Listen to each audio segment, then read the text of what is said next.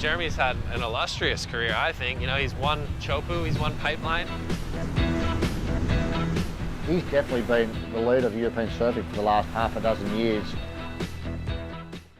Hey guys, and welcome back to another TMF interview. I'm fortunate enough to have two-time Billabong Pipe Master, French surfing royalty on the show today, Jeremy Flores.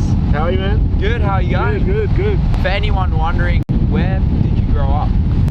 So I'm born in Réunion Island. Yes.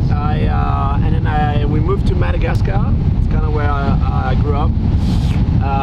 My mom's from there, and then I got sponsored by Quicksilver when I was 9 years old. Yeah. And they decided to set me here in Australia so that I can learn to compete. Learn obviously Australia is like a surfing country, you know. Yeah. So I learned a lot here, and I ended up moving here in Newport. So it wasn't my choice, but because Tommy Carroll lives here. Yeah.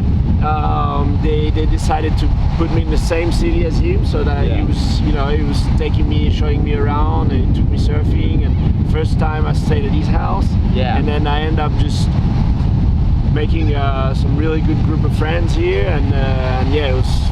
And then I kind of just all my teenager just stayed here. Yeah.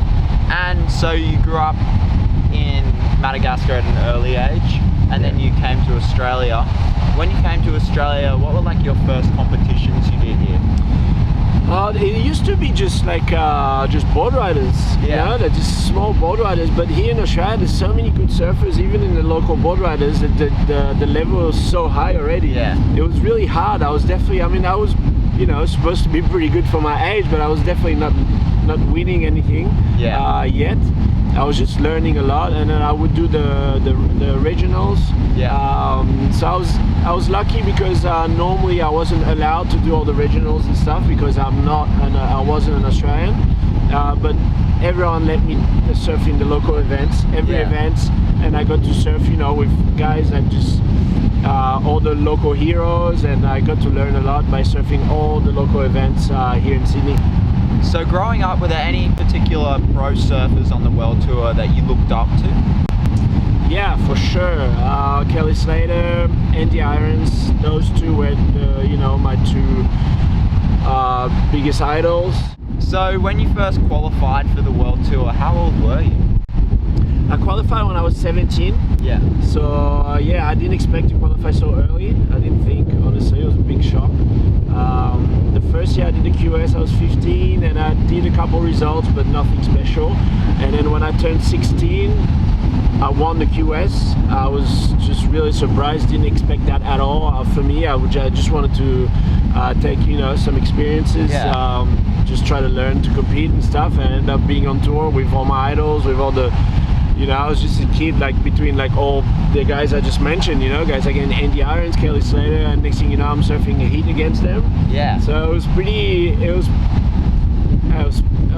special. It was a dream come true, but at the same time I didn't really want to show that I was so impressed, I wanted to have my game face on. I wanted to show that I was up for, I wasn't scared, but I was just really, just hiding my game, because I'd get home, I wouldn't believe that I'd be surfing with all these guys.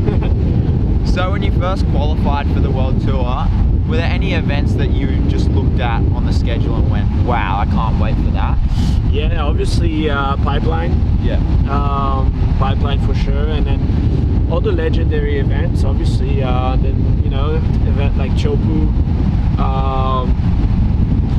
Snapper Rocks, Fiji, all these events where the events you grow up watching, and you see so many videos and end up surfing in the actual event was a dream itself.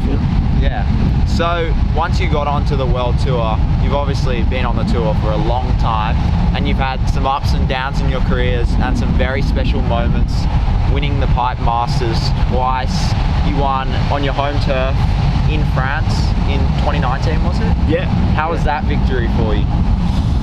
Oh man, it's different because I didn't win many events, but the ones that I won were the ones I was always dreaming of winning. Yeah. So Pipe Master is like it's the ultimate event you want to win. It's like the Wimbledon of surfing. Yeah.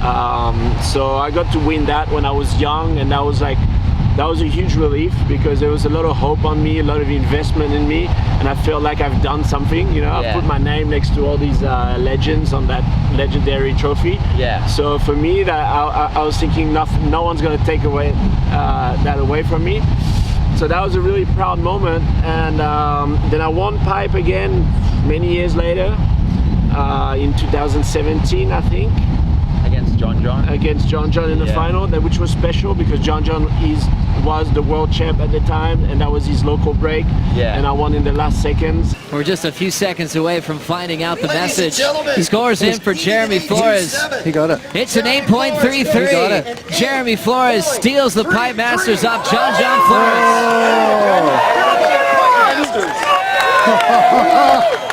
When you're a surfer like Jeremy Flores, already on the chair.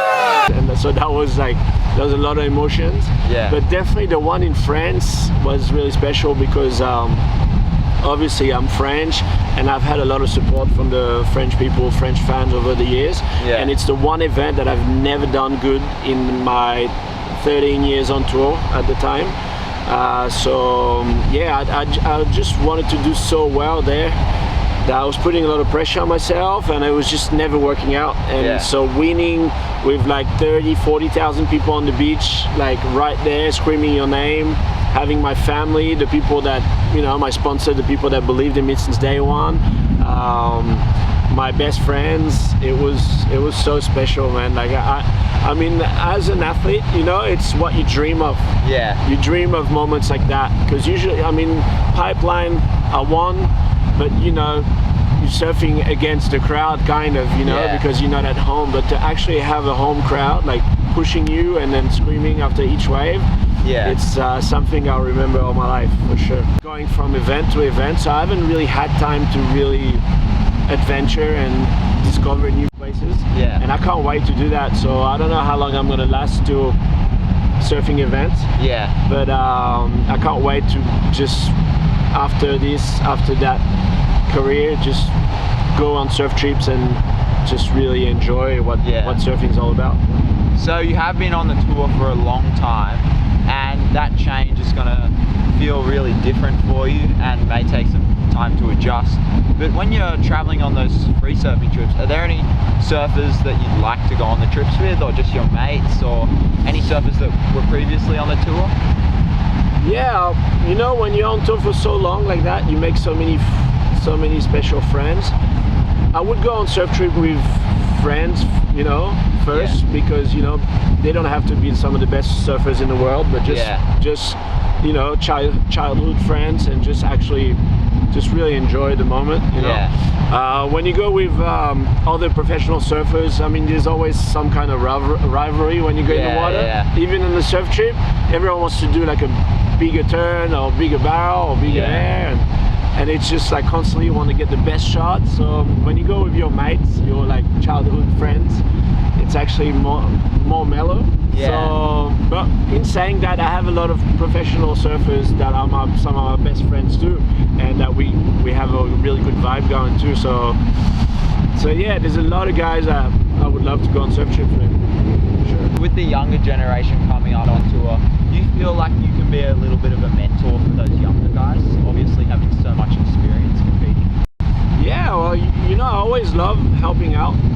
That's kind of part of me. I always love to share my experience. I've been around for a long time, so I know I've been through stuff, a lot of ups and downs, especially.